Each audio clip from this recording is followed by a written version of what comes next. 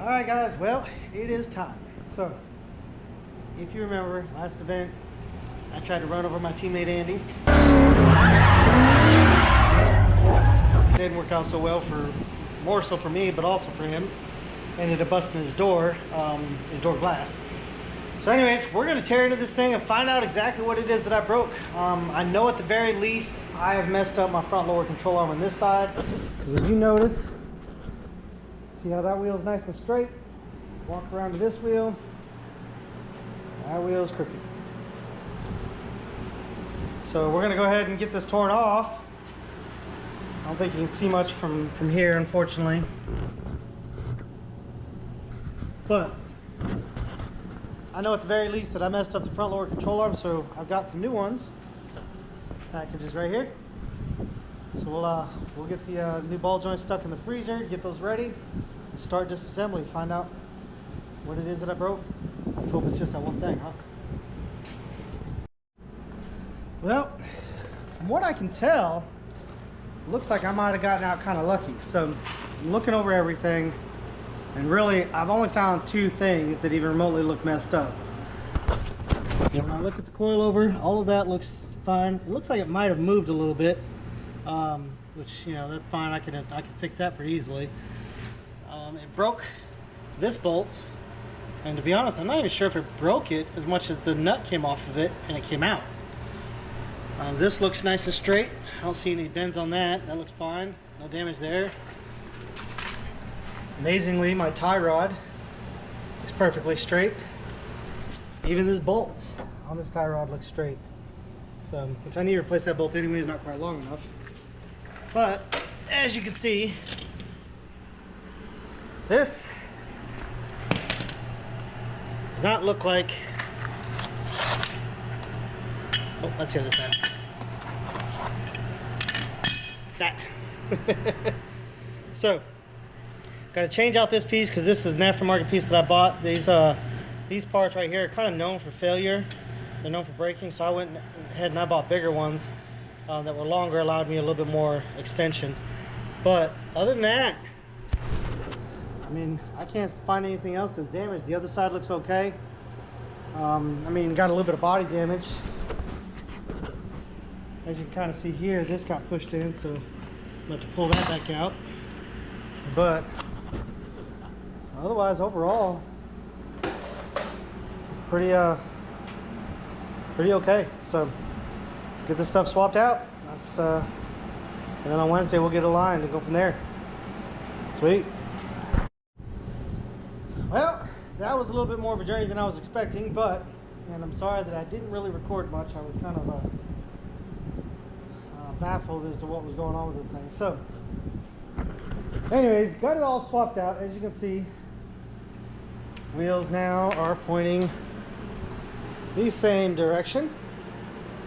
Wheels turned a little bit, it looks like. But I do have a little bit of toe out on this thing. Toe just a smidge when I actually put it down on the ground. But just so you can see kind of what I did. Here's the fresh new lower control arm. I also ended up having to change this part too. I think those are called the caster arms or tension arms. I can't remember what they're actually called. But basically, when I went to go put it all back together, I noticed there was a slight bend in this section right here of that arm. Fortunately, I had some backups that I had bought for another car a while back, which they're the same, you know, it's for the S13 and S14. They are the same on this car, or that part is the same. So we still have to take it down and get it aligned, but unbeknownst to me, I made the mistake, and this is what caused a lot of my issues, that I bought originally the 40 mil extended control arms, and the new ones that I bought were 60 mil. So that means that basically, as you can kind of see, it's hard to see with the bent one, but this one is longer than this one. Not by much, we're only talking, you know, half an inch, if that.